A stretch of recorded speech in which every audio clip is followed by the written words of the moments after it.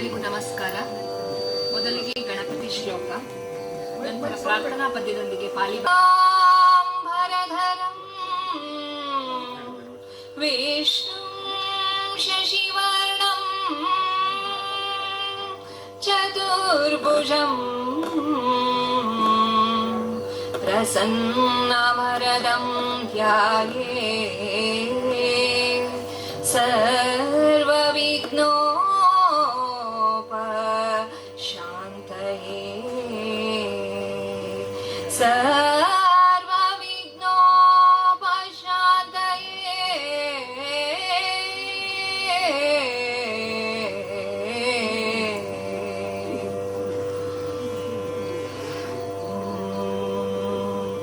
इति पीसो भगवारहं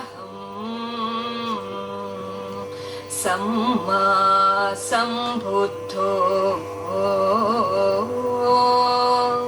विज्ञाचरण संपन्नो सुगतो लोकविदो अनुत्तरो पुरिसधम्मसारथी सत्ता देवमनुस्सारम् बुद्धो भगवाति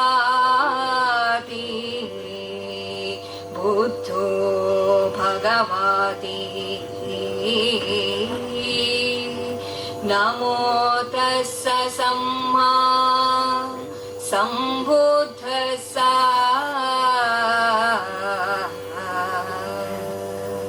नमो तस्स सम्मा सम्बुद्धस्स नमो तस्स सम्मा सम्बुद्धस्स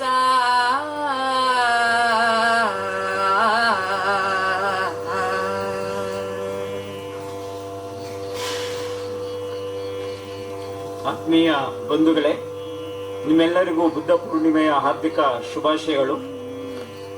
ಬೌದ್ಧ ಪ್ರಪಂಚದಲ್ಲಿ ಇದೊಂದು ವಿಶೇಷವಾದ ದಿನ. ಕಾರಣ ಏನು ಅಂತ ಹೇಳಿದ್ರೆ, ಬುದ್ಧನು ಜನಿಸಿದ್ದು ಇವತ್ತೇ, ಜ್ಞಾನೋದಯ ಆದದ್ದು ಇವತ್ತೇ, ಮತ್ತೆ ನಿಬ್ಬಾಣ ಹೊಂದಿದ್ದು ಇವತ್ತೇ. ಹಾಗಾಗಿ ಈ ಮೂರು ಘಟನೆಗಳು ಹಿಂದೆ ನಡೆದಿರೋದ್ರಿಂದ ಈ ದಿನಕ್ಕೆ ಬಹಳ ವಿಶೇಷವಾದಂತ ಮಹತ್ವ ಇದೆ.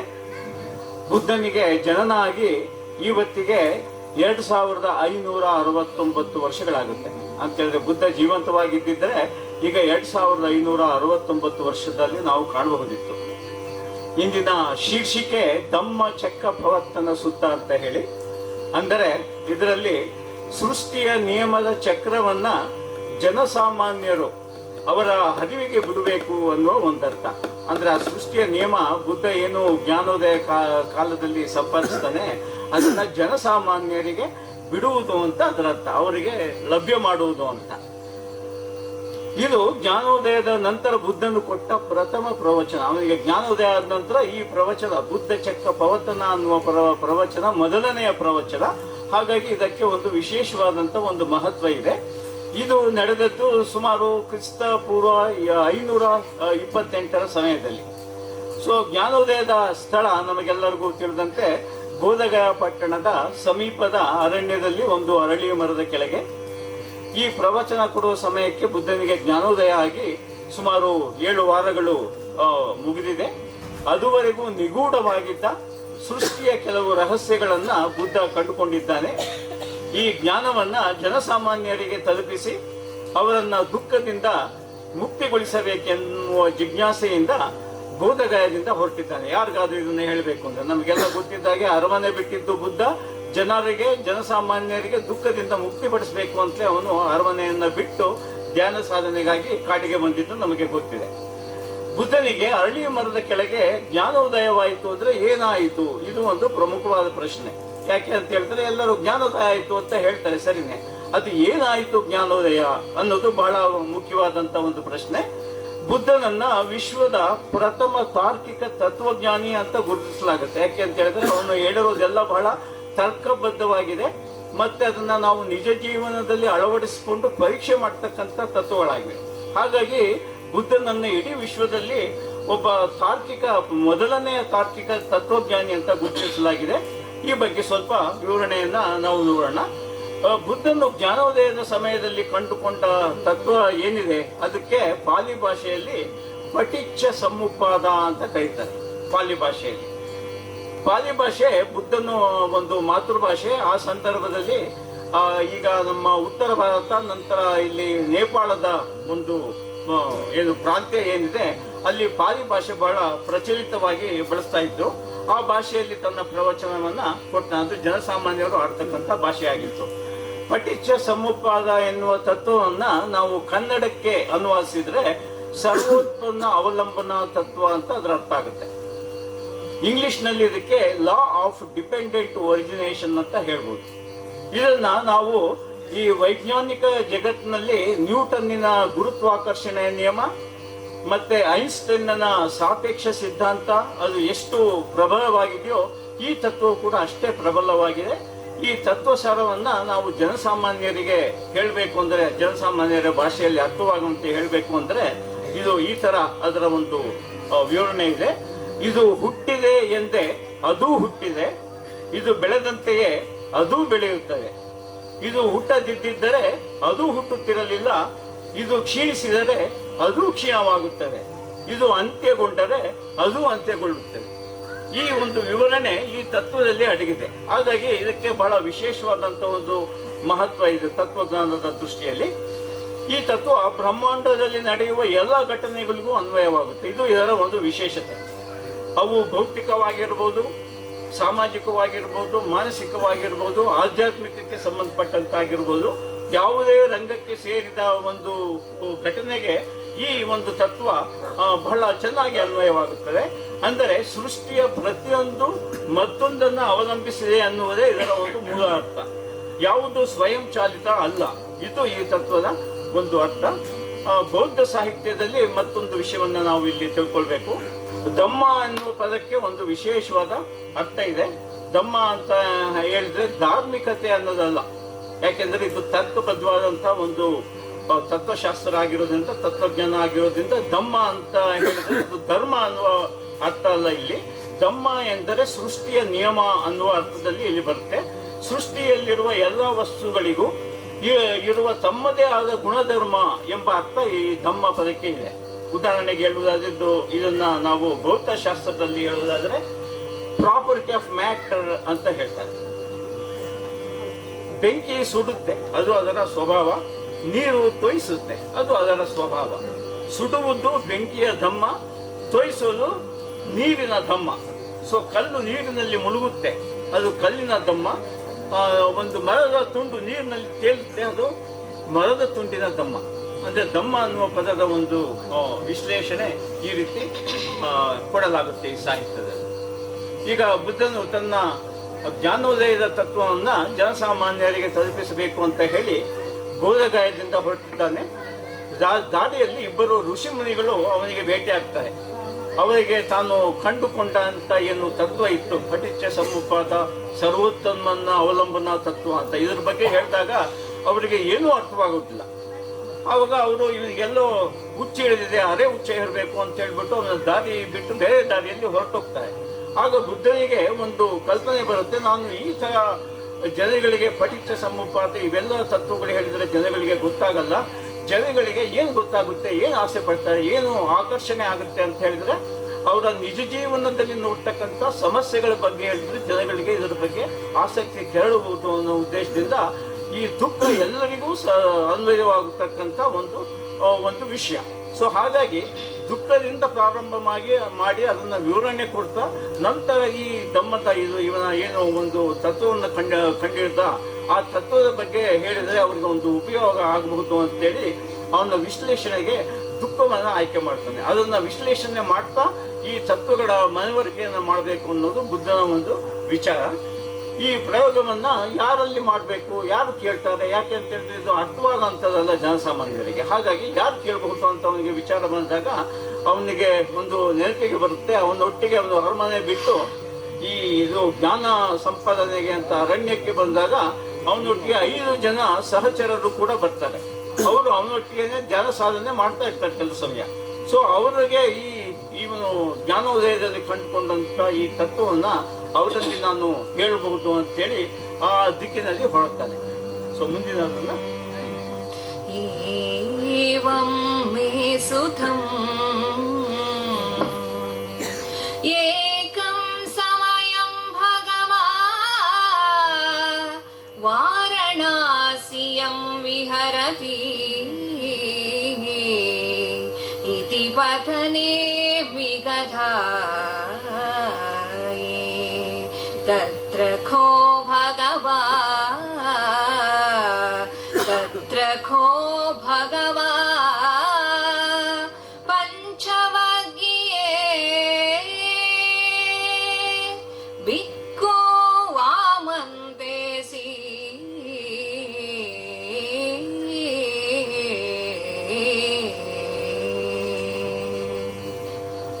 ಆಗ ಬುದ್ಧನಿಗೆ ವಾರಣಾಸಿ ಹತ್ರ ಈ 5 ಜನ ಧ್ಯಾನ ಸಾಧನೆಯಲ್ಲಿ ತೊಡಗಿದ್ದಾರೆ ಅಂತಕ್ಕಂಥ ಒಂದು ಮಾಹಿತಿ ದೊರೆಯುತ್ತದೆ. ಆವಾಗ ಆ ವಾರಣಾಸಿ ಹತ್ರ ಈಗ ಪ್ರಯಾಣ ಬೆಳೆಸಿ ಬರ್ತಾನೆ. ಅದು ವಾರಣಾಸಿ ಹತ್ರ ಒಂದು ಇಸಿ ಪತನೆ ಅನ್ನೋದು ಒಂದು ಜಾಗ. ಇಸಿ ಪತನೆ ಅಂದ್ರೆ ಪಾಲಿ ಭಾಷೆನಲ್ಲಿ ಋಷಿ ಮುನಿಗಳು ವಾಸ ಮಾಡ್ತಕ್ಕಂಥ ಒಂದು ಸ್ಥಳ ಅಂತೇಳಿ. ಅಲ್ಲಿಗೆ ಬಂದಾಗ ಅಲ್ಲಿ ಅವರು ಧ್ಯಾನ ಸಾಧನೆಯಲ್ಲಿ 5 ಜನ ಸಹಚರರು ಅಲ್ಲಿ ಧ್ಯಾನ ಸಾಧನೆಗೆ ಕೂತಿರ್ತಾರೆ. ಆಗ ಅಲ್ಲಿಗೆ ಬಂದು ಅವರನ್ನ ಆಮಂತ್ರಿಸ್ತಾನೆ. ಏನು ಅಂದ್ರೆ, ನನಗೆ ಒಂದು ಜ್ಞಾನೋದಯ ಆಗಿದೆ, ನನಗೊಂದು ವಿಶೇಷವಾದಂತ ಒಂದು ಜ್ಞಾನ ಪ್ರಾಪ್ತಿ ಆಗಿದೆ, ಅದು ಜನಕ್ಕೆ ಬಹಳ ಉಪಯೋಗ ಆಗ್ತಕ್ಕಂತ ಒಂದು ವಿಷಯ, ಅದನ್ನ ನಾನು ನಿಮ್ಮೊಟ್ಟಿಗೆ ಹಂಚಿಕೊಳ್ಳಿಕ್ಕೆ ಬಂದಿದ್ದೇನೆ ಅಂತ ಹೇಳ್ಬಿಟ್ಟು ಅವರಿಗೆ ಒಂದು ಅವರಿಗೆ ಮನವರಿಕೆ ಮಾಡ್ತಾನೆ. ಅಂದು ಜುಲೈ ತಿಂಗಳ ಹುಣ್ಣಿಮೆಯ ರಾತ್ರಿ ಆಗಿರುತ್ತೆ. ಆವತ್ತು ಈ ವಾರಣಾಸಿಯಲ್ಲಿ ಪ್ರಥಮ ಏನು ಪ್ರವಚನ ಇದೆ ಅವನಿಗೆ ಜ್ಞಾನೋದಯವಾದ ನಂತರ ಅದನ್ನ ಈ ಪಂಚವಗ್ಗಿಯೇ ಅಂದ್ರೆ 5 ಜನ ಅನುಚರರಿಗೆ ಇದನ್ನ ತಿಳಿಸಿ ಹೇಳ್ತಾನೆ. ದ್ವೇ ಮೇ ಭಿಕ್ಷವೇ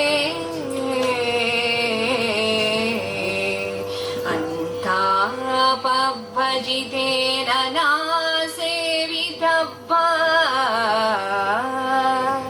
ಕತಮೇ ದ್ವೇ ಯೋಚಾಯಂ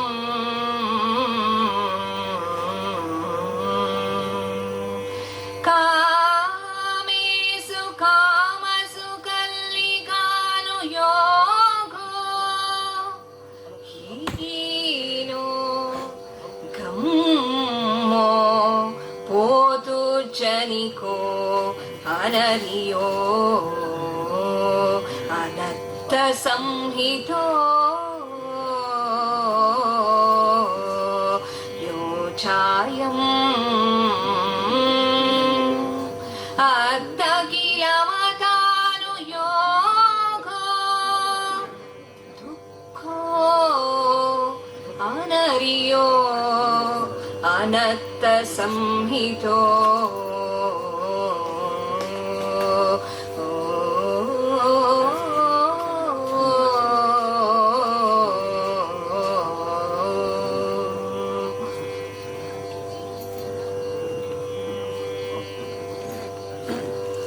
ಇಲ್ಲಿ ಬುದ್ಧನು ಹೇಳ್ತಕ್ಕಂಥದ್ದು ಏನು ಅಂದ್ರೆ, ಲೌಕಿಕ ಜೀವನವನ್ನ ತೊರೆದು ಆಧ್ಯಾತ್ಮ ಸಾಧನೆಯಲ್ಲಿ ಯಾರಾದ್ರೂ ತೊಡಗಬೇಕು ಅಂತಿದ್ದರೆ ಅವರು ಈ 2 ರೂಢಿಗಳನ್ನ ತ್ಯಜಿಸಬೇಕು ಅಂತಕ್ಕಂಥದ್ದು. ಒಂದನೇದು ಕಾಮ ಸುಕಲ್ಲಿಕಾನು ಯೋಗೋ, ಅಂದರೆ ಇಂದ್ರಿಯ ಸುಖಗಳನ್ನ ತ್ಯಜಿಸಬೇಕು, ಅಲ್ಲೇನೆ ದುಃಖ ಇರ್ತಕ್ಕಂಥದ್ದು ಅನ್ನೋದು. ಅದು ಬಹಳ ಹೀನ, ತುಚ್ಛ ಮತ್ತೆ ಅತಿ ಸಾಮಾನ್ಯವಾದದ್ದು. ಈ ಇಂದ್ರಿಯಗಳ ಸುಖಕ್ಕೆ ಆಕರ್ಷಿತರಾಗ್ತಕ್ಕಂಥದ್ದು ಅದು ಪ್ರಾಣಿ ಪ್ರಪಂಚಕ್ಕೆ ಸಲ್ಲುವಂತ ವರ್ತನೆ. ಅದು ನಮ್ಮ ತರ ಉನ್ನತಿ ಪಡೆದಂತ ಮಾನವರಿಗೆ ಯೋಗ್ಯವಾದ ಒಂದು ವರ್ತನೆ ಅಲ್ಲ ಅಂತಕ್ಕಂಥದ್ದು ಬುದ್ಧನ ಅಭಿಮತ. ಅತ್ತ ಕಿಲ ಮತಾನು ಯೋಗೋ ಅಂದರೆ ಅತಿಯಾದ ಶರೀರ ದಂಡನೆ ಮಾಡಬಾರದು ಅಂತಕ್ಕಂಥದ್ದು. ಅಂದ್ರೆ ನಿದ್ರೆ ಆಹಾರಗಳನ್ನ ತ್ಯಜಿಸಿ ಸಾಧನೆಯಲ್ಲಿ ತೊಡಗುವುದು ಬುದ್ಧನು ಒಪ್ಪುವುದಿಲ್ಲ. ಶರೀರವನ್ನ ನಾವು ದಂಡಿಸಿ ಮಾಡ್ತಕ್ಕಂಥದ್ದೇನಿದೆ ಅದು ಮನಸ್ಸಿನ ಚೈತನ್ಯವನ್ನ ಕುಗ್ಗಿಸುತ್ತೆ ಅಂತ. ಉದಾಹರಣೆಗೆ ಕುಂಭಮೇಳದಲ್ಲಿ ನಾವು ಈ ನಾಗ ಸಾಧುಗಳ ಒಂದು ಸಾಧನೆಯನ್ನ ನೋಡಿದ್ವಿ. ಯಾವುದೋ ಒಂದೇ ಆಸನದಲ್ಲಿ ಅವರು ವರ್ಷಾನುಗಟ್ಟಲೆ ಸಾಧನೆ ಮಾಡ್ತಾರೆ. ಅದು ಬಹಳ ಏನು ಕಷ್ಟಕರವಾದಂತಹ ಸಾಧನೆಗಳು, ಅಂತ ಸಾಧನೆಗಳು ಮಾಡುವ ಅವಶ್ಯಕತೆ ಇಲ್ಲ ಅಂತಕ್ಕಂಥದ್ದು ಬುದ್ಧನ ಒಂದು ಅಭಿಮತ. ಇನ್ನು ಕೆಲವರು ಸಂಪ್ರದಾಯಗಳಲ್ಲಿ ತಲೆಯ ಕೂದಲುಗಳನ್ನು ಒಂದೊಂದಾಗಿ ಕಿತ್ತು ಧಾರ್ಮಿಕ ಬೋಧನೆಗೆ ಅವರನ್ನ ಸಿದ್ಧಪಡಿಸುತ್ತಾರೆ. ಅಂತಹ ಒಂದು ಕೆಲವು ರೂಢಿಗಳು ಕೂಡ ಕೆಲವು ಧರ್ಮಶಾಸ್ತ್ರಗಳಲ್ಲಿ ಇದೆ ಅಂತ. ಇವೆಲ್ಲ ಅವರವರ ಸಂಪ್ರದಾಯ, ಇದನ್ನ ಹೆಚ್ಚು ಕಡಿಮೆ ಎನ್ನುವ ಟೀಕೆ ಅಲ್ಲ. ಇಲ್ಲಿ ಬುದ್ಧನ ಸಂಪ್ರದಾಯದಲ್ಲಿ ಇದರ ಅವಶ್ಯಕತೆ ಇಲ್ಲ ಎನ್ನುವ ಒಂದು ಸಂದೇಶವನ್ನ ಬುದ್ಧ ಈ ಒಂದು ಪದ್ಯದಲ್ಲಿ ಹೇಳುತ್ತಾರೆ. ಏತೇಕೋ ಭಿಕ್ಕವೇ ಉಭೋವಂತೆ ಅನುಪಗಮ್ಮ ಮಜ್ಜಿಮಾ ಪಟಿಪದ ತಥಾಗತೇನ ಅಭಿಸಂಬುದ್ಧ ಚಕ್ಕುಕರಣಿ ಜ್ಞಾನಕರಣಿ ಉಪಸಮಾಯ ಅಭಿಜ್ಞಾಯ ಸಂಬೋಧಾಯ ನಿಭಾನಾಯ ಸಂವರ್ತತಿ ಅಭಿಸಂಬುದ್ಧ ಚಕ್ಕುಕರಣಿ ಜ್ಞಾನಕರಣಿ ಉಪಸಮಾಯ ಅಭಿಜ್ಞಾಯ ಸಂಬೋಧಾಯ ನಿಭಾನಾಯ ಸಂವರ್ತತಿ.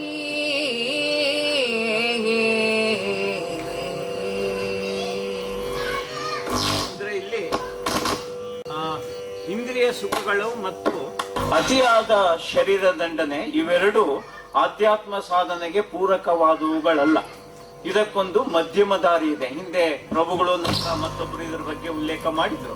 ಮಧ್ಯಮ ಪಟಿಪದ ಅಂತ ಹೇಳಿದ್ರೆ ಮಧ್ಯಮ ದಾರಿ ಅಂತ. ಅದು ಸರಳ, ನೇರ ಮತ್ತು ಸೂಕ್ತವಾದ ಮಾರ್ಗ ಅಂತಕ್ಕಂಥದ್ದು. ಈ ಮಾರ್ಗದಲ್ಲಿ ನಡೆದಕ್ಕೆ ಆದ್ರೆ ಯಾರು ಬೇಕಾದರೂ ಬುದ್ಧರಾಗಬಹುದು ಅಂತಾರೆ. ಮತ್ತೆ ಈ ಮಧ್ಯಮ ಪಟಿಪದ, ಮಧ್ಯಮ ದಾರಿಯನ್ನ ಅನುಸರಿಸಿದವರು ಯಾರು ಬೇಕಾದರೂ ಒಂದು ಸಾಕ್ಷಾತ್ಕಾರವನ್ನ ಪಡಿಲಿಕ್ಕೆ ಸಾಧ್ಯತೆ ಇದೆ ಅಂತಕ್ಕಂಥದ್ದು ಬುದ್ಧ ಹೇಳುವಂತಕ್ಕಂಥದ್ದು. ಸೊ ಇದನ್ನ ಸ್ವತಃ ಅನುಭವದಿಂದ ಹೇಳ್ತಾ ಇದ್ದಾನೆ ಅಂತ ಹೇಳಿದ್ರೆ, ಇದು ಚಕ್ಕುಕರಣಿ ಅಂತ ಹೇಳಿದ್ರೆ ಒಂದು ವಿಶೇಷವಾದ ಜ್ಞಾನ ಪ್ರಾಪ್ತಿ ಆಯ್ತು ಅಂತಕ್ಕಂಥದ್ದು. ಈ ಮಧ್ಯಮ ದಾರಿನಲ್ಲಿ ನಡೆದಾಗ ಜ್ಞಾನ, ಶಾಂತತೆ, ಸತ್ಯದ ಅರಿವು, ಬಂಧನಗಳಿಂದ ಮುಕ್ತಿ ಇವೆಲ್ಲವೂ ಪ್ರಾಪ್ತವಾಗ್ತದೆ. ಏಕೆ ಅಂತ ಹೇಳಿದ್ರೆ ಇವನ್ನ ನಾನು ಸ್ವತಃ ಅನುಭವಿಸಿ ಹೇಳ್ತಾ ಇದ್ದೀನಿ ಅನ್ನೋದು ಬುದ್ಧನ ಒಂದು ವಾದ. ಬುದ್ಧನು ಇವೆಲ್ಲವನ್ನು ಸ್ವತಃ ಅನುಭವದಿಂದ ಹೇಳುತ್ತಿದ್ದಾನೆ. ಈ ಮಾರ್ಗವನ್ನ ಯಾರು ಬೇಕಾದರೂ ಅನುಸರಿಸಿ ಪರೀಕ್ಷೆಗೆ ಒಳಪಡಿಸಿ ಎನ್ನುವ ಸವಾಲನ್ನ ಈ 5 ಭಿಕ್ಕುಗಳಲ್ಲಿ ವಿಜ್ಞಾಪಿಸುತ್ತಾನೆ. ಅಂದ್ರೆ ಇದು ಯಾವುದೋ ಅಂಧಶ್ರದ್ಧೆ ಅಲ್ಲ. ಇದು ಈ ಮಾರ್ಗದಲ್ಲಿ ನೀವು ಕೂಡ ನಡೆದು ನಾನು ಹೇಳ್ತಕ್ಕಂಥದ್ದು ಸರಿನಾ ತಪ್ಪ ಅಂತಕ್ಕಂಥದ್ದು ನೀವೇ ಅನುಭವಿಸಿ ಹೇಳಬಹುದು ಅನ್ನುವ ಒಂದು ಸವಾಲು. ಇದು ಬುದ್ಧನ ಒಂದು ವಿಶೇಷವಾದಂತಹ ಒಂದು ತತ್ವಜ್ಞಾನ.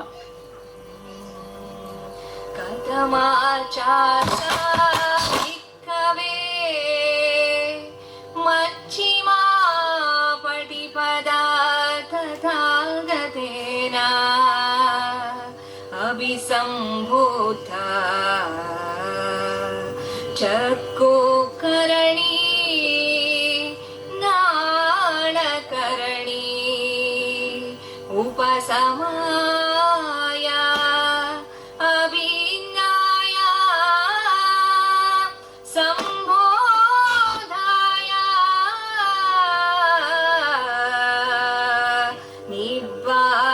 ನಿಬ್ಬಾನಾಯ ಸಂವರ್ತತಿ.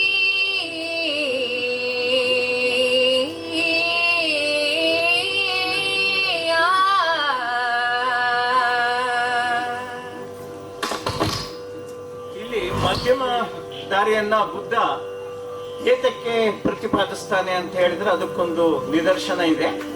ಅದೊಂದು ವೃತ್ತಾಂತ ಇದೆ ಅವನ ಜೀವನದಲ್ಲಿ ನಡೆದದ್ದು. ಅವನು ಬುದ್ಧನು ಕೂಡ ಮೊದಲಿಗೆ ಶರೀರ ದಂಡನೆಯನ್ನ ಮಾಡುತ್ತಾ ಧ್ಯಾನಾಸಕ್ತನಾಗಿ ಕುಳಿತಿರ್ತಾನೆ ಕಾಡಲ್ಲಿ. ನಿದ್ರಾ ಆಹಾರಾದಿಗಳನ್ನ ಬಿಟ್ಟು ಧ್ಯಾನ ಮಾಡ್ತಾ ಕೂತಿರ್ತಾನೆ. ಆಗ ಸುಮಾರು ವಾರಗಳೇ ಕಳೆದು ಹೋಗುತ್ತೆ. ದಿನೇ ದಿನೇ ಆದಂಗೆಲ್ಲ ಅವನ ಶರೀರ ಕೃಷಿಕ ಆಗ್ತಾ ಹೋಗುತ್ತೆ, ಕಡಿಮೆ ಶಕ್ತಿ ಕುಂದುತ್ತಾ ಹೋಗುತ್ತೆ, ಕೊನೆಗೆ ದುರ್ಬಲವಾಗುತ್ತಾ ಕೊನೆಗೆ ಅವನ ಶರೀರದಲ್ಲಿ ಒಂದು ಅಸ್ಥಿ ಪಂಜರ ಅಷ್ಟೇ ಉಳ್ಕೊಳ್ಳುತ್ತೆ, ಸ್ವಲ್ಪ ಶ್ವಾಸ ಮತ್ತೆ ಅವನ ಅಸ್ಥಿ ಪಂಜರ. ಅಲ್ಲ, ನಾವು ಮಧ್ಯಮ ದಾರಿಯಲ್ಲಿ ಹೋಗಬೇಕು. ಮಧ್ಯಮ ದಾರಿ ಅಂತ ಹೇಳಿದ್ರೆ ಶರೀರದ ಸ್ವಚ್ಛತೆಯನ್ನು ನಾವು ಅದನ್ನ ಪಡ್ಕೊಳ್ತಾ ನಮ್ಮ ಆಧ್ಯಾತ್ಮ ಸಾಧನೆಯನ್ನ ಮುಂದುವರಿಸಬೇಕು ಅಂತಕ್ಕಂಥದ್ದು. ಸೊ ಹಾಗಾಗಿ ಇಲ್ಲಿ ಮಧ್ಯಮ ಮಾರ್ಗಕ್ಕೆ ಒಂದು ವಿಶೇಷವಾದ ಮಹತ್ವ ಇದೆ. ಅಂದ್ರೆ ಶರೀರವೂ ಕೂಡ ದಷ್ಟಪುಷ್ಟವಾಗಿನೇ ಇರಬೇಕು, ಆರೋಗ್ಯವಾಗಿರಬೇಕು, ಆವಾಗಲೇ ಮನಸ್ಸಿನ ಶಕ್ತಿ ಕೂಡ ಆರೋಗ್ಯವಾಗಿರುತ್ತೆ ಅಂತಕ್ಕಂಥದ್ದು ಬುದ್ಧನ ಒಂದು ವಾದ. ಹಾಗಾಗಿ ಶರೀರ ದಂಡನೆಯನ್ನ ವಿರೋಧ ಮಾಡ್ತಾರೆ. ಅಯಮೇವಾರಿಯೋ ಅಟ್ಟಂಗಿಕೋ ಮಗ್ಗೋ ಸಯ್ಯತೀಢಂ ಸಮ್ಮಾದಿಟ್ಟಿ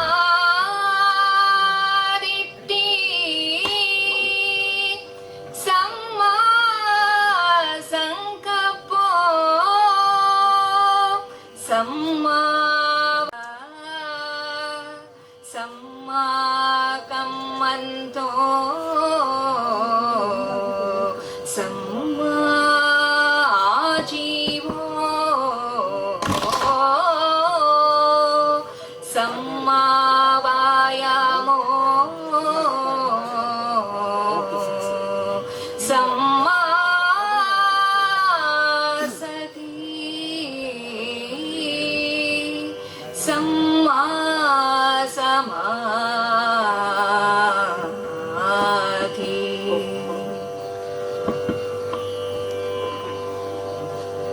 ಈಗ ಅಷ್ಟಾಂಗ ಮಾರ್ಗದ ಬಗ್ಗೆ ನಿಮಗೆ ಹಿಂದೆ ಪ್ರಭುಗಳು ಮತ್ತೆ ಅವರು ಎಲ್ಲ ಅದ್ರ ಬಗ್ಗೆ ಉಲ್ಲೇಖ ಮಾಡಿದ್ರು.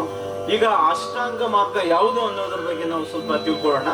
ಜನಸಾಮಾನ್ಯರು ಹೇಗೆ ಈ ಮಾರ್ಗದಿಂದ ಕಷ್ಟ ಕಾರ್ಪಣ್ಯಗಳಿಂದ ದೂರವಾಗಬಹುದು, ಪ್ರತಿನಿತ್ಯದ ಜೀವನದವನ್ನ ಒಂದು ಹುರುಪಿನಿಂದ ಒಂದು ಹಬ್ಬ ಹರಿದಿನದಂತೆ ಸಂಭ್ರಮಿಸಲಿಕ್ಕೆ ಹೇಗೆ ಸಾಧ್ಯ ಈ ಮಾರ್ಗದಿಂದ, ಇದಕ್ಕೆ ಯಾವ ರೀತಿಯ ಸಾಧನೆ ಮನಸ್ಥಿತಿಗಳು ಬೇಕು, ಇವೆಲ್ಲವೂ ಕೂಡ ಬಹಳ ಔಚಿತ್ಯಪೂರ್ಣವಾದಂತಹ ಪ್ರಶ್ನೆಗಳು. ಯಾಕೆ ಅಂತ ಹೇಳಿದ್ರೆ ಬುದ್ಧ ಅಂಧಶ್ರದ್ಧೆಯಲ್ಲಿ ನಂಬೋದಿಲ್ಲ, ಪ್ರತಿಯೊಂದನ್ನು ಕೂಡ ಪರೀಕ್ಷೆ ಮಾಡಿ ನೋಡಿ ಅಂತಾನೆ.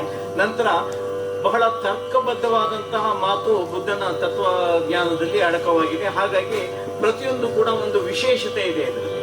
ಸೊ ಈಗ ಸಮ್ಮ ದೃಷ್ಟಿ ಅಂತ ಹೇಳಿದ್ರೆ ಸರಿಯಾದ ದೃಷ್ಟಿ ಅಂತ, ಸಮ್ಮ ಸಂಕಲ್ಪ ಅಂದ್ರೆ ಸರಿಯಾದ ಚಿಂತನೆ, ಮೂರನೆಯದು ಸರಿಯಾದ ಮಾತು ಅಥವಾ ಸರಿಯಾದ ವಾಣಿ, ನಾಲ್ಕನೆಯದು ಸರಿಯಾದ ಕ್ರಿಯೆ, ಐದನೆಯದು ಸರಿಯಾದ ಜೀವನ ವೃತ್ತಿ, ಆರನೆಯದು ಸರಿಯಾದ ಪ್ರಯತ್ನ, ಏಳನೆಯದು ಸರಿಯಾದ ಅರಿವು ಅಥವಾ ಜಾಗೃತೆ ಅಂತ, ಎಂಟನೆಯದು ಸರಿಯಾದ ಏಕಾಗ್ರತೆ ಅಂತಕ್ಕಂಥದ್ದು. ಈ 8 ಮೆಟ್ಟಿಲು, ಈ 8 ಅಂಗಗಳನ್ನ ಸರಿಯಾದ ರೀತಿಯಲ್ಲಿ ಯಾರೇ ಉಪಯೋಗ ಮಾಡಿದ್ರು ಕೂಡ ನನ್ನಂತೆಯೇ ಬುದ್ಧನಾಗಬಹುದು ಅಂತಕ್ಕಂಥದ್ದು ಬುದ್ಧನ ಹೇಳ್ತಕ್ಕಂತಹ ಮಾತು. ಈ 8 ಅಂಗಗಳಲ್ಲಿ ನಾವು ಯಾವ ಅಂಗದಿಂದಲಾದರೂ ನಮ್ಮ ಸಾಧನೆಯನ್ನ ಪ್ರಾರಂಭ ಮಾಡಬಹುದು. ದಿನನಿತ್ಯದ ರೂಢಿಯಲ್ಲಿ ಈ ಮಾರ್ಗದ ಅಭ್ಯಾಸ ಬಹಳ ಅದ್ಭುತವಾದ ಪರಿಣಾಮವನ್ನು ತಂದುಕೊಡುತ್ತೆ. ಮುಂದೆ ಅದರ ವಿವರಣೆ ಇದೆ, ನೀವು ಕೇಳಿ. ನೀವು ಇವತ್ತು ಬೆಳಿಗ್ಗೆ ಅದರ ಅಭ್ಯಾಸವನ್ನ ಮಾಡಿದರೆ ಮಧ್ಯಾಹ್ನದಷ್ಟೊತ್ತಿಗೆ ಬುದ್ಧ ಹೇಳಿದ್ದು ನಿಜವ ಸುಳ್ಳ ಅಂತಕ್ಕಂಥದ್ದು ನಿಮ್ಮ ಮನಸ್ಸಿಗೆ ಮನವರಿಕೆ ಆಗುತ್ತೆ. ಅಂತ ತರ್ಕಬದ್ಧವಾದಂತ ಈ 8 ಏನು ಅಷ್ಟಾಂಗ ಮಾರ್ಗವನ್ನ ಏನು ಬುದ್ಧ ಕೊಟ್ಟಿದ್ದಾನೆ, ಅದು ಅಷ್ಟು ತರ್ಕಬದ್ಧವಾದಂತ ಅಷ್ಟಾಂಗ ಮಾರ್ಗ. ಹಾಗಾಗಿ ಈ ತತ್ವಕ್ಕೆ ಒಂದು ವಿಶೇಷವಾದಂತ ಪ್ರಾಮುಖ್ಯತೆಯನ್ನ ಈ ಬುದ್ಧ ಸಂಪ್ರದಾಯದಲ್ಲಿ ಕೊಡಲಾಗುತ್ತೆ. ಇಥಂ ಕೋಪನಾ ಭಿಕ್ಕವೇ ದುಃಖಂ ಮರಿಯ ಸಚ್ಚಂ ಜಾತಿಪಿ ದುಃಖ ಜರಾಪಿ ದುಃಖ ವ್ಯಾಧಿಪಿ ದುಃಖೋ ಮರಣಂ ಪಿ ದುಃಖಂ ಅಪ್ಪಿಯೇ ಸಂಭಯೋಗೋ ದುಃಖೋ ವಿಹಿ ವಿಪಯೋಗೋ ದುಃಖೋ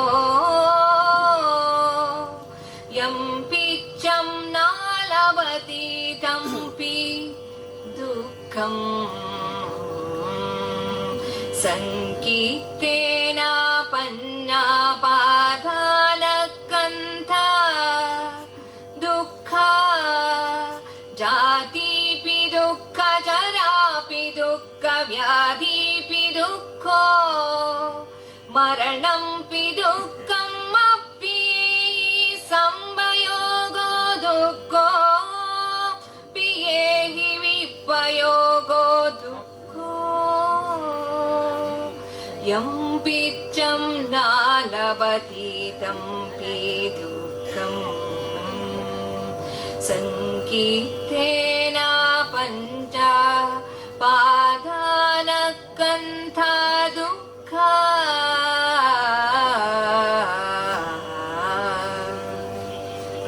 ಇಲ್ಲಿ ಬುದ್ಧನು ದುಃಖದ ವಿಶ್ಲೇಷಣೆಯನ್ನ ಬಹಳ ಸುಂದರವಾಗಿ ಕೊಟ್ಟಿದ್ದಾನೆ. ಏಕೆಂದ್ರೆ ಅವನು ಮನುಷ್ಯನ ಜೀವನವನ್ನ ಬಹಳ ಆಳವಾಗಿ ಅಭ್ಯಾಸ ಮಾಡಿ ಈ ತತ್ವಜ್ಞಾನವನ್ನ ಸೃಷ್ಟಿ ಮಾಡಿದ್ದಾನೆ. ಓಕೆ, ನಾವು ಮನುಕುಲ ಒಂದು ರೀತಿಯಾಗಿ ಸುಖ ಶಾಂತಿ ನೆಮ್ಮದಿಯತ್ತ ಹೋಗ್ಬೇಕು ಅಂತ ಹೇಳಿದ್ರೆ ದುಃಖವನ್ನ ಹೇಗೆ ನಿಗ್ರಹಿಸಬೇಕು ಅಂತಕ್ಕಂಥದ್ದು ತಿಳ್ಕೊಳ್ಬೇಕು. ಹೀಗಾಗಿ ಅದು ಕಂಡುಕೊಳ್ಳೋದಕ್ಕೆ ಬುದ್ಧ ಹಿಂದೆ ನಾವು ಉಲ್ಲೇಖಿಸಿದ ಸರ್ವೋತ್ಪನ್ನ ಅವಲಂಬನ ತತ್ವ ಅಂತ ಏನು ನಾವು ಉಲ್ಲೇಖ ಮಾಡಿದ್ವಿ, ಅದರ ಆಧಾರದ ಮೇಲೆ ದುಃಖ ಅಂತ ಹೇಳಿದ್ರೆ ಮರುಕ ಇದರ ಒಂದು ವಿಶ್ಲೇಷಣೆಯನ್ನ ಮಾಡಿದ್ದಾನೆ. ಇಲ್ಲಿ ದುಃಖ ಅಂದ್ರೆ ಕೇವಲ ಕಣ್ಣೀರಿಡ್ತಾ ಕುತ್ಕೊಳ್ಳೋದು ಅನ್ನೋ ಅರ್ಥ ಅಲ್ಲ. ದುಃಖಕ್ಕೆ ಪಾಲಿ ಭಾಷೆಯಲ್ಲಿ ಸುಮಾರು 68 ರೀತಿಯ ದುಃಖಗಳನ್ನ ಬುದ್ಧ ಗುರುತಿಸಿದ್ದಾನೆ. ಸೊ ಹಾಗಾಗಿ ಇಲ್ಲಿ ದುಃಖ ಅಂದ್ರೆ ನಾವು ತಿಳ್ಕೊಳ್ಬೇಕಾಗಿರೋದು ಒಂದು ಅಶಾಂತಿ, ಬೇಸರ, ವ್ಯಥೆ, ನಿರಾಶೆ, ವ್ಯಾಕುಲತೆ, ತವಕ, ದುಗುಡ, ದುಮ್ಮಾನ, ಕ್ಲೇಶ, ಜಿಗುಪ್ಸೆ ಇವೆಲ್ಲವೂ ಒಂದಲ್ಲ ಒಂದು ರೀತಿ ದುಃಖದ ಪರಿಣಾಮವನ್ನು ಕೊಡ್ತಕ್ಕಂಥ ಶಬ್ದಗಳೇ. ಇವೆಲ್ಲವೂ ಸೇರಿ ದುಃಖ ಅನ್ನುವ ಒಂದು ಶಬ್ದವನ್ನು ನಾವು ಇಲ್ಲಿ ಉಪಯೋಗ ಮಾಡ್ತೇವೆ. ಆದ್ದರಿಂದಲೇ ದುಃಖವನ್ನ ಸಾರ್ವತ್ರಿಕವಾಗಿ ಎಲ್ಲರಿಗೂ ಅನ್ವಯವಾಗ್ತಕ್ಕಂಥ ಒಂದು ಅನುಭವ ಅಂತ ಬುದ್ಧ ಕನ್ಸಿಡರ್ ಮಾಡ್ತಾನೆ. ಯಾಕೆ ಅಂತ ಹೇಳಿದ್ರೆ ಎಲ್ಲರಿಗೂ ಒಂದಲ್ಲ ಒಂದು ರೀತಿಯ ಒಂದು ದುಃಖ ಒಂದಲ್ಲ ಒಂದು ಸಮಯದಲ್ಲಿ ಬಂದೇ ಬರುತ್ತೆ ಅಂತಕ್ಕಂಥದ್ದು. ಅದು ಮುಖೇಶ್ ಅಂಬಾನಿ ಆಗಿರ್ಬೋದು, ರತನ್ ಟಾಟಾ ಆಗಿರ್ಬೋದು, ನಾವು ನೋಡಿದ್ದೀವಿ ಅವರೆಲ್ಲ ದುಃಖ ಪಡ್ತಕ್ಕಂಥದ್ದು ಮಾಧ್ಯಮಗಳಲ್ಲಿ. ಸೊ ಇದರಲ್ಲಿ ಜಾತಿಪಿ ದುಃಖಂ ಅಂತ ಹೇಳಿದ್ರೆ ಹುಟ್ಟುವುದೇ ಒಂದು ದುಃಖ ಅಂತಕ್ಕಂಥದ್ದು. ಹುಟ್ಟುವುದೇ ದುಃಖ ಯಾಕೆ ಅಂತ ಹೇಳಿದ್ರೆ ದುಃಖ ಒಂದು ನಿಸರ್ಗದ ನಿಯಮ. ಅದು ಹುಟ್ಟಿದ ಜೊತೆಯಿಂದಲೇ ನಮ್ಮೊಟ್ಟಿಗೆ ದುಃಖದ ಕೆಲವು ಅಂಶಗಳು ಜೋಡಿ ಬರುತ್ತೆ. ಅದು ಪ್ಯಾಕೇಜ್ ಇದ್ದ ಹಾಗೆ. ನಮಗೆ ದುಃಖ ಬೇಡ, ಬರೀ ಸಂತೋಷ ಬೇಡ ಅಂತ ನಾವು ನಮ್ಮ ಹುಟ್ಟಿನಲ್ಲಿ ನಾವು ಪ್ರಶ್ನೆ ಮಾಡ್ಲಿಕ್ಕೆ ಸಾಧ್ಯ ಇಲ್ಲ. ಯಾಕೆಂದ್ರೆ ಇದು ನಿಸರ್ಗದ ನಿಯಮ ಅಂತ ಬುದ್ಧ ಹೇಳ್ತಕ್ಕಂಥದ್ದು. ಜರಾಪಿ ದುಃಖ, ವೃದ್ಧಾಪ್ಯ ಯಾರಿಗೆ ಬೇಕು? ಎಲ್ಲರೂ ಯುವಕರಾಗಿ ಇರಬೇಕು ಅಂತ ಆಸೆ ಪಡ್ತಾರೆ. ಆಗಲಿ ವೃದ್ಧಾಪ್ಯನ ಯಾರೂ ಇಷ್ಟಪಡೋದಿಲ್ಲ. ಹಾಗಾಗಿ ವೃದ್ಧಾಪ್ಯದಲ್ಲಿ ಒಂದು ದುಃಖ ಅಂದ್ರೆ ಆ ಸ್ಥಿತಿನೇ ಒಂದು ದುಃಖ ಅಂತ ಹೇಳ್ಬಿಟ್ಟು ನಮಗೆ ವೃದ್ಧಾಪ್ಯ ಬೇಡ ಅಂತ ಹೇಳಲಿಕ್ಕಾಗುತ್ತಾ? ಇಲ್ಲ, ಅದು ಸೃಷ್ಟಿಯ ನಿಯಮ ಅದು. ಸೊ ಹಾಗಾಗಿ ಮರಣಂಪಿ ದುಃಖ, ಇದು ಅಷ್ಟೇ. ಹುಟ್ಟಿದವರೆಲ್ಲ ಒಂದು ದಿವಸ ಈ ಪ್ರಪಂಚವನ್ನ ತೊರೆಯಲೇಬೇಕು. ಹಾಗಾಗಿ ಅದು ಕೂಡ ಒಂದು ದುಃಖದ ಅನುಭವನೆ. ನಂತರ ಅಪ್ರಿಯೇಹಿ ಅಂತ ಹೇಳಿದ್ರೆ ಅಪ್ರಿಯರೊಂದಿಗೆ ಒಡನಾಟ ಮಾಡ್ತಕ್ಕಂಥದ್ದು. ಈಗ ಕೆಲವು ಆಫೀಸ್ಗಳಲ್ಲಿ ಬಾಸ್ಗಳಿರ್ತಾರೆ, ಅವರು ಬಹಳ ಒಂದು ಟಾರ್ಚರ್ ಮಾಡ್ತಾ ಇರ್ತಾರೆ. ಅಂತವ್ರ ಜೊತೆ ಜೀವನ ಮಾಡೋದು ಕೂಡ ಒಂದು ರೀತಿ ದುಃಖ. ಜೊತೆಗೆ ಪ್ರಿಯೇಹಿ ಅಂತ ಹೇಳಿದ್ರೆ ಪ್ರಿಯರಿಂದ ಅಗಲ ಹೋಗುವುದು ಕೂಡ ದುಃಖ. ಅಂತೇಳಿ ನಾವು ಯಾರನ್ನ ಪ್ರೀತಿಯಿಂದ ಇರ್ತೀವೋ ಅವರನ್ನ ತೊರೆದು ಹೊರಕ್ಕೆ ಹೋಗುವುದು ಕೂಡ ದುಃಖಕ್ಕೆ ಕಾರಣವಾಗುತ್ತದೆ. ನಂತರ ಎಮ್ಮಿಚ್ಚನ್ನಲವತಿ ಅಂತ ಹೇಳಿದ್ರೆ ಅಂದುಕೊಂಡದ್ದು ನಡೆದೇ ಹೋದರೆ ದುಃಖ. ನಾವು ಏನೆಲ್ಲ ಬಯಸ್ತೀವಿ, ಏನೆಲ್ಲ ಅಂದುಕೊಂಡಿರ್ತೀವಿ, ಅದು ನಡೆದೇ ಇಲ್ಲ ಅಂತ ಹೇಳ್ಬಿಟ್ರೆ ನಮಗೆ ದುಃಖ ಬರುತ್ತೆ. ಅದು ಎಲ್ಲರಿಗೂ ಅನ್ವಯ ಆಗ್ತಕ್ಕಂಥ ಒಂದು ಭಾವ ಅಂತೇಳಿ. ನಂತರ ಸಂಕಿತ್ತೇನ ಅಂದರೆ ಪಂಚೇಂದ್ರಿಯಗಳ ಆಸೆಗೆ ಒಳಗಾಗ್ತಕ್ಕಂಥದ್ದು, ಬಂಧನಕ್ಕೆ ಒಳಗಾಗ್ತಕ್ಕಂಥದ್ದು, ಅದು ಕೂಡ ದುಃಖದ ಸ್ವರೂಪ. ಸೊ ಹೀಗಾಗಿ ಈ ಎಲ್ಲಾ ಸಮಸ್ಯೆಗಳು ಮನುಷ್ಯನಿಗೆ ಒಂದಲ್ಲ ಒಂದು ರೀತಿಯಲ್ಲಿ ನಮ್ಮನ್ನ ಕಾಡ್ತಾ ಇರುತ್ತೆ. ಅದು ಯಾರು ತಪ್ಪಿಸ್ಕೊಳ್ಳಿಕ್ಕಾಗಲ್ಲ. ಯಾಕೆ ತಪ್ಪಿಸ್ಕೊಳ್ಳಕ್ಕಾಗಲ್ಲ ಅಂದ್ರೆ ಅದು ಸೃಷ್ಟಿಯ ನಿಯಮ. ಹುಟ್ಟಿನೊಟ್ಟಿಗೆ ಈ ಎಲ್ಲ ಏನು ಏರಿಳಿತಗಳು ಮನುಷ್ಯನ ಜೀವನದಲ್ಲಿ ಕಾಣ್ತಕ್ಕಂಥ ಏರಿಳಿತಗಳು ಹುಟ್ಟಿನೊಟ್ಟಿಗೆ ಬರ್ತಕ್ಕಂಥದ್ದು. ಸೊ ಹಾಗಾಗಿ ನಾವು ಅದನ್ನ ವಿಶ್ಲೇಷಣೆ ಮಾಡಿ ಸರಿಯಾಗಿ ಅರ್ಥ ಮಾಡಿಕೊಂಡರೆ ಇದನ್ನ ನಿಗ್ರಹಿಸ್ತಕ್ಕಂಥ ಶಕ್ತಿ ನಮ್ಮಲ್ಲಿ ನಾವು ಪಡೆಯಬಹುದು ಅಂತಕ್ಕಂಥದ್ದು ಬುದ್ಧನ ಒಂದು ಆದೇಶ. ಅದಕ್ಕಾಗಿ ಅವನು ಏನ್ ಹೇಳ್ತಾನೆ ಅಂದ್ರೆ ದುಃಖವನ್ನ ಅದು ಹೇಗಿದೆಯೋ ಹಾಗೆಯೇ ನೋಡ್ತಕ್ಕಂಥ ಒಂದು ಮನಸ್ಥಿತಿಯನ್ನ ರೂಢಿಸ್ಕೊಳ್ಳಿ ಅಂತ. ಇದನ್ನ ಶೈಕ್ಷಣಿಕ ಭಾಷೆನಲ್ಲಿ ಏನ್ ಹೇಳ್ತಾರೆ ಅಂದ್ರೆ ವಸ್ತು ಸ್ಥಿತಿಯಲ್ಲಿ ನೋಡಿ ಅಂತೇಳಿ, ವ್ಯಕ್ತಿ ಸ್ಥಿತಿಯಲ್ಲ. ವ್ಯಕ್ತಿ ಸ್ಥಿತಿ ಅಂದ್ರೆ ನಾವು ಕೂಡ ಭಾವನಾತ್ಮಕವಾಗಿ ದುಃಖದೊಟ್ಟಿಗೆ ಬೆರೆತು ಹೋಗ್ಬಿಡ್ತೀವಿ, ಅದರೊಟ್ಟಿಗೆ ನಾವು ಗುರುತಿಸ್ಕೊಳ್ಳಿಕ್ಕೆ ಪ್ರಾರಂಭ ಮಾಡ್ತೀವಿ. ಅದು ಆಗಬಾರದು ಅಂತ. ದುಃಖವನ್ನ ದೂರ ನಿಲ್ಲಿಸಿ ಅದು ಮತ್ತೊಬ್ಬರ ದುಃಖನ ನಾವು ಹೇಗೆ ನೋಡ್ತೀವಿ, ನಮ್ಮ ದುಃಖನ ಹೇಗೆ ನೋಡ್ತೀವಿ, ಇದರಲ್ಲಿ ವ್ಯತ್ಯಾಸ ಇದೆ. ಸೊ ಹಾಗಾಗಿ ದುಃಖವನ್ನ ನೋಡುವಾಗ ಅದನ್ನ ವಸ್ತು ಸ್ಥಿತಿಯಲ್ಲಿ ನೋಡ್ತಕ್ಕಂಥ ಒಂದು ಕೌಶಲ್ಯವನ್ನ ರೂಪಿಸ್ಕೊಳ್ಬೇಕು. ಅದನ್ನ ವ್ಯಕ್ತಿಗತವಾಗಿ ನೋಡಿದಾಗ ನಮಗೆ ಆ ದುಃಖದ ಒಂದು ತೀಕ್ಷ್ಣತೆ ಬಹಳ ನಮ್ಮನ್ನ ಕಾಡ್ಲಿಕ್ಕೆ ಆಗುತ್ತೆ ಅಂತಕ್ಕಂಥದ್ದು. ಸೊ ಹಾಗಾಗಿ ದುಃಖವನ್ನ ನಾವು ಹಿಂದೆ ಹೇಳಿದ ಹಾಗೆ ನಾವು ತಡೆಗಟ್ಟಲಿಕ್ಕೆ ಆಗುವುದಿಲ್ಲ, ಯಾಕೆಂದ್ರೆ ಅದು ಸೃಷ್ಟಿಯಲ್ಲೇ ಬಂದಂತ ಒಂದು ಭಾಗ. ಹಾಗಾಗಿ ದುಃಖವನ್ನ ನಾವು ತಡಿಲಿಕ್ಕೆ ಆಗಲ್ಲ ಅಂತ ಹೇಳಿದ್ರೆ ಅದು ನಮ್ಮ ಕೈನಲ್ಲಿ ಇರ್ತಕ್ಕಂಥದ್ದಲ್ಲ. ಸೊ ಹಾಗಾಗಿ ನಮ್ಮ ಕೈನಲ್ಲಿ ಏನಿದೆ ಅಂತ ಹೇಳಿದ್ರೆ ದುಃಖ ಬಂದಾಗ ಅದಕ್ಕೆ ಹೇಗೆ ಪ್ರತಿಕ್ರಿಯೆ ಮಾಡಬಹುದು ಅನ್ನೋದು ನಮ್ಮ ಕೈಯಲ್ಲಿದೆ. ಸೊ ಹಾಗಾಗಿ ನಮ್ಮ ಪ್ರತಿಕ್ರಿಯೆಯನ್ನ ನಾವು ಸರಿಪಡಿಸಿಕೊಂಡ್ರೆ ದುಃಖವನ್ನ ನಾವು ನಿಗ್ರಹಿಸಬಹುದು ಅಂತಕ್ಕಂಥದ್ದು ಈ ಒಂದು ತತ್ವದ ಹಿಂದೆ ಇರ್ತಕ್ಕಂಥ ಒಂದು ತರ್ಕ. ಸೊ ಹೀಗಾಗಿ ಬುದ್ಧನ ಸಾಹಿತ್ಯದಲ್ಲಿ ನಾವು ಹಿಂದೆ ಹೇಳಿದಾಗೆ ಸುಮಾರು 68 ಬಗೆಯ ದುಃಖಗಳನ್ನ ನಾವು ನೋಡಬಹುದು. ಉದಾಹರಣೆಗೆ ಹೇಳಬೇಕು ಅಂದ್ರೆ ನಮ್ಮನ್ನ ಯಾರಾದ್ರೂ ಬೈತಾರೆ ಅಂತ ತಿಳ್ಕೊಳ್ಳಿ. ಉದಾಹರಣೆಗೆ ಹೆಂಡತಿ ಬೈದ್ರೆ ಆಗುವ ದುಃಖನೇ ಬೇರೆ, ತಾಯಿ ಬೈದ್ರೆ ಆಗುವ ದುಃಖನೇ ಬೇರೆ, ಸ್ನೇಹಿತರು ಯಾರನ್ನ ಬೈದ್ರು ಅಂದ್ರೆ ಆಗ್ತಕ್ಕಂಥ ದುಃಖದ ಒಂದು ಭಾವವೇ ಬೇರೆ. ಕೊನೆಗೆ ಯಾರಾದ್ರೂ ನಮ್ಮ ಮಗ, ನಮಕ್ಕಿಂತ ಚಿಕ್ಕ ವಯಸ್ಸಿನವನು ನಮ್ಮ ಮಗ ನಮಗೆ ಬೈದ್ರೆ ಆಗ್ತಕ್ಕಂಥ ದುಃಖವೇ ಬೇರೆ. ಸೊ ಹೀಗಾಗಿ ದುಃಖವನ್ನ ನಾವು ಬಹಳ ಸೂಕ್ಷ್ಮ ಸಂವೇದನೆಯಿಂದ ನಾವು ಅದನ್ನ ಗ್ರಹಿಸೋದೇ ಆದ್ರೆ ಒಂದು ದುಃಖ ಇದ್ದಾಗೆ ಇನ್ನೊಂದು ದುಃಖ ಇರಲ್ಲ. ಅದು ಬೇರೆ ಬೇರೆ ರೀತಿಯ ಒಂದು ವೈವಿಧ್ಯಮಯವಾದಂತ ಒಂದು ದುಃಖ ಇರುತ್ತೆ. ಈ ತರದ್ದು ಒಂದು ವಿಶ್ಲೇಷಣೆ ನಾವು ಬೇರೆ ಸಾಹಿತ್ಯದಲ್ಲಿ ನೋಡ್ಲಿಕ್ಕೆ ಸಾಧ್ಯ ಆಗೋದಿಲ್ಲ. ಹಾಗಾಗಿ ಇದನ್ನ ನಾವು ಅರ್ಥ ಮಾಡಿಕೊಂಡು ಇದನ್ನ ನಿಗ್ರಹಿಸ್ತಕ್ಕಂಥ ಕೆಲವು ಸೂತ್ರಗಳನ್ನ ಕೊಟ್ಟಿದ್ದಾನೆ. ಅದನ್ನ ಮುಂದೆ ನಾವು ನೋಡ್ಲಿಕ್ಕಿದ್ದೇವೆ. ಇದಂ ಕೋಪನಾ ಭಿಕ್ಕವೇ ದುಃಖ ಸಮುದಯಂ ಮರಿಯ ಸಚ್ಚಂ ಯಾಯಾಂ ತನ್ಹಾ ಪೋನೋದ್ಧವಿಕಾ ನಂದಿ ರಾಗಸಹಗತಾ ತತ್ರ ತತ್ರಾಭಿನಂದಿನಿ ಸೈಯತೀರಂ ಕಾಮತನ್ಹಾ ಭವತನ್ನಾ ವಿಭವತನ್ಹಾ ಓನೋಬ್ಧವಿಕಾ ನಂದಿ ರಾಗಸಹಗತಾ ತತ್ರ ತತ್ರಾಭಿನಂದಿನಿ ಕಾಮತನ್ಹಾ ಭವತನ್ಹಾ ವಿಭವತನ್ಹಾ.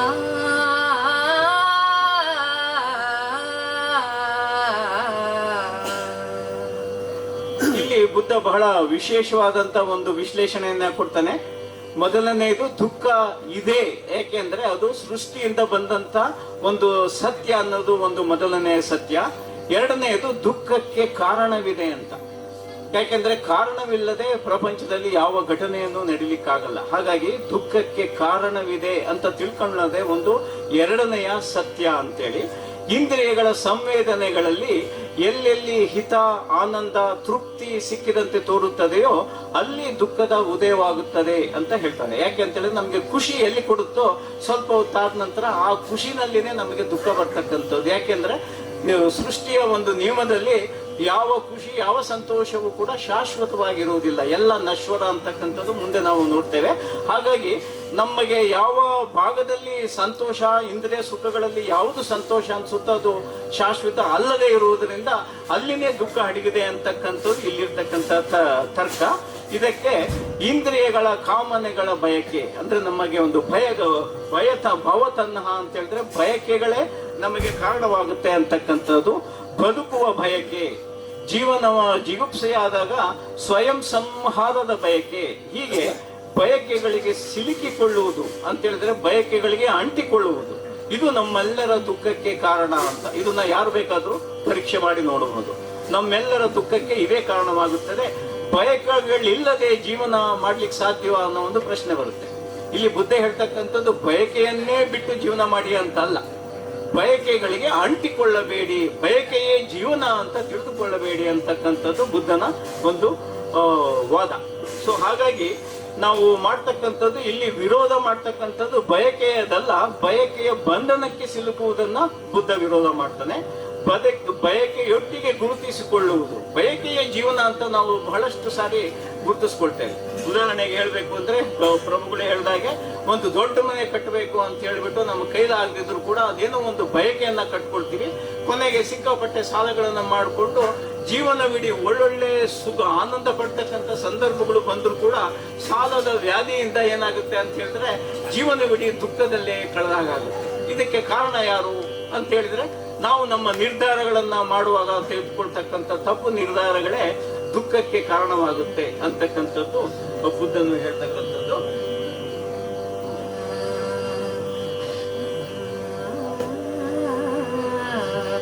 ಇದಂ ಕೋಪನ ಭಿಕ್ಕವೇ ದುಃಖ ನಿರೋಧಂ ಮರಿಯ ಸಜ್ಜಂ ಯೋತಸ್ಸಾಯೇವ ತನ್ಹಾಯ ಅಶೇಷ ವಿರಾಗ ನಿರೋಧೋ ಚಾಕೋ ಪಟಿ ನಿಸ್ಸಗ್ಗೋ ಮುಕ್ತಿಯನಾಲಯೋ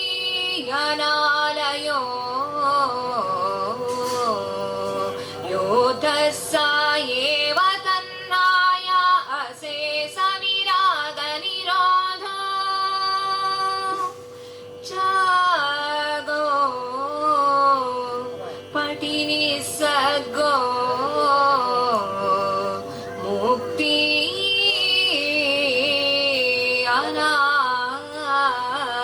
ಅನಾಲಯೋ. ಇಲ್ಲಿ ಇನ್ನೊಂದು ಬಹಳ ಸುಂದರವಾದ ಪರಿಕಲ್ಪನೆಯನ್ನ, ದುಃಖದ ಬಗ್ಗೆ ಇರ್ತಕ್ಕಂಥ ಪರಿಕಲ್ಪನೆಯನ್ನ ಬುದ್ಧ ಇಲ್ಲಿ ಕೊಡ್ತಾನೆ. ಅದು ಏನು ಅಂತ ಹೇಳಿದ್ರೆ ದುಃಖಕ್ಕೆ ಅಂತ್ಯ ಇದೆ. ಇದು ಮೂರನೆಯ ಆರ್ಯ ಸತ್ಯ. ದುಃಖ ಅದು ಅಂತ್ಯ ಆಗಲೇಬೇಕು. ಯಾತಕ್ಕೆ ಅಂತ ಹೇಳಿದ್ರೆ ದುಃಖ ಉತ್ಪತ್ತಿ ಆಗುವುದು ಸತ್ಯ, ಆದರೆ ಅದರ ಅಂತ್ಯವೂ ಅಷ್ಟೇ ಸತ್ಯ. ಹಾಗಾಗಿ ಯಾರಿಗಾದ್ರೂ ದುಃಖ ಬಂತು ಅಂತ ಹೇಳಿದ್ರೆ ಅವ್ರು ಈ ತರ ತಿಳ್ಕೊಳ್ಬಾರ್ದು, ಇದೇನೋ ಜೀವನ ಪರ್ಯಂತ ನನ್ನೊಟ್ಟಿಗೆ ಈ ದುಃಖ ಉಳಿದೋಗುತ್ತೆ ಅಂತ ಅಲ್ಲ. ದುಃಖ ಬಂದಿದ್ದೇ ನಿಜವಾದರೆ, ಅದು ಹುಟ್ಟಿದ್ದೇ ನಿಜವಾದರೆ ಅದು ಅಂತ್ಯವಾಗುವುದು ಕೂಡ ಅಷ್ಟೇ ಸತ್ಯ ಅಂತಕ್ಕಂಥದ್ದು. ಇದು ಸೃಷ್ಟಿಯ ನಿಯಮ. ಅದು ಇದು ಮೂರನೇ ಆರ್ಯ ಸತ್ಯ. ಬಯಕೆಗಳ ಸಂಕೋಲೆಯಲ್ಲಿ ಸಿಕ್ಕಿಕೊಳ್ಳದಿದ್ದರೆ, ಬಯಕೆಗಳು ನಿಶೇಷವಾದರೆ ದುಃಖ ಅಂತ್ಯವಾಗಲೇಬೇಕು ಅಂತಕ್ಕಂಥದ್ದು. ಪ್ರಕೃತಿಯ ಅನಿತ್ಯತೆಯ ನಿಯಮದಲ್ಲಿ, ಅಂದ್ರೆ ಪ್ರಕೃತಿನಲ್ಲಿ ಯಾವುದೂ ಶಾಶ್ವತವಾಗಿ ನಿಲ್ಲೋದಿಲ್ಲ. ಹಾಗಾಗಿ ಅದು ದುಃಖವೂ ಶಾಶ್ವತ ಅಲ್ಲ, ಸಂತೋಷವೂ ಶಾಶ್ವತವಲ್ಲ. ಅವು ಬರೋದು ಹೋಗುವುದು ಈ ತರದ್ದು ಅದರ ಒಂದು ಪ್ರವೃತ್ತಿ ಇರುತ್ತದೆ ಅನ್ನುವ ಒಂದು ಮಾತು. ಇದಕ್ಕೆ ನಮ್ಮೆಲ್ಲರ ವೈಯಕ್ತಿಕ ಜೀವನದ ಸುಖ ದುಃಖಗಳ ಘಟನಾವಳಿಗಳೇ ಸಾಕ್ಷಿ. ಇದಕ್ಕೆ ನಾವು ಪುಸ್ತಕಗಳನ್ನ ಓದಬೇಕಾಗಿಲ್ಲ ಅಥವಾ ಇನ್ಯಾರೋ ಪ್ರವಚನವನ್ನ ಕೇಳಬೇಕಾಗಿಲ್ಲ. ನಮ್ಮ ಜೀವನದಲ್ಲಿ ಎಷ್ಟೋ ಸುಖಕರವಾದ ಘಟನೆಗಳನ್ನು ನೋಡಿದೀವಿ, ದುಃಖವಾದ ಘಟನೆಗಳನ್ನು ನೋಡಿದೀವಿ. ದುಃಖ ಇಳಿದಿದೆಯೇ ನಮಗೆ? ನಮ್ಮ ಹಿಂದೆ ಒಂದು 10 ವರ್ಷದ ಹಿಂದೆ ಏನೇನು ದುಃಖ ಬಂತು ಅಂತ ನೋಡಿದ್ರೆ ಇವತ್ತಿನ ದಿವಸ ಆ ದುಃಖ ನಮ್ಮೊಟ್ಟಿಗೆ ಇಲ್ಲ. ಯಾಕೆ ಅಂತ ಹೇಳಿದ್ರೆ ಅದು ಸೃಷ್ಟಿಯ ನಿಯಮ. ನೀವು ಬಯಸಿದ್ರೂ ಕೂಡ ದುಃಖ ನಿಮಗೆ ಅಂಟಿಕೊಂಡಿರ್ಲಿಕ್ಕೆ ಸಾಧ್ಯ ಇಲ್ಲ. ಯಾಕೆ ಅಂತ ಹೇಳಿದ್ರೆ ಸೃಷ್ಟಿಯಲ್ಲಿ ಎಲ್ಲವೂ ಅನಿತ್ಯ, ಎಲ್ಲವೂ ನಶ್ವರ ಅಂತಕ್ಕಂಥದ್ದು. ಸೊ ಹೀಗಾಗಿ ಹಿಂದೆ ನಾವು ಈ ಸರ್ವೋತ್ಪನ್ನ ಅವಲಂಬನಾ ತತ್ವದ ಒಂದು ಇದು ಅದು ಅಂತಕ್ಕಂಥ ಶಬ್ದಗಳನ್ನು ಉಪಯೋಗಿಸಿ ಸರ್ವೋತ್ಪನ್ನ ಅವಲಂಬನಾ ತತ್ವವನ್ನ ನಾವು ಉಲ್ಲೇಖ ಮಾಡಿದ್ವಿ. ಅಲ್ಲಿ ಬಯಕೆ ಮತ್ತೆ ದುಃಖ ಈ ಎರಡು ಶಬ್ದಗಳನ್ನ ಹಾಕಿದ್ರೆ ಯಾವ ರೀತಿ ಈ ಒಂದು ತತ್ವ ನಮಗೆ ಮನಸ್ಸಿಗೆ ಗೋಚರ ಆಗುತ್ತೆ ಅನ್ನೋದು ನೋಡುವುದಾದ್ರೆ, ಬಯಕೆ ಹುಟ್ಟಿದೆ ಎಂದೇ ದುಃಖ ಹುಟ್ಟಿದೆ, ಬಯಕೆ ಬೆಳೆದಂತೆ ದುಃಖವೂ ಬೆಳೆಯುತ್ತದೆ, ಬಯಕೆ ಹುಟ್ಟದಿದ್ದರೆ ದುಃಖವೂ ಹುಟ್ಟುತ್ತಿರಲಿಲ್ಲ, ಬಯಕೆ ಕ್ಷೀಣವಾದರೆ ದುಃಖವೂ ಕ್ಷೀಣವಾಗುತ್ತದೆ, ಬಯಕೆ ಅಂತ್ಯಗೊಂಡರೆ ದುಃಖವೂ ಅಂತ್ಯವಾಗುತ್ತದೆ. ಹೀಗೆ ದುಃಖದ ಒಂದು ವಿಶ್ಲೇಷಣೆಯನ್ನ ಬುದ್ಧ ಬಹಳ ತರ್ಕಬದ್ಧವಾಗಿ ವೈಜ್ಞಾನಿಕವಾಗಿ ಮಾಡುವ ಒಂದು ಪ್ರಯತ್ನವನ್ನ ಮಾಡ್ತಾನೆ.